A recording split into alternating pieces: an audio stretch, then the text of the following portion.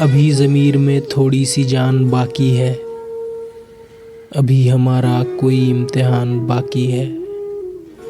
हमारे घर को तो उजड़े हुए ज़माना हुआ, मगर सुना है अभी वो मकान बाकी है। हमारी उनसे जो थी बात वो ख़त्म हुई, मगर खामोश सा कुछ दरमियान बाकी है।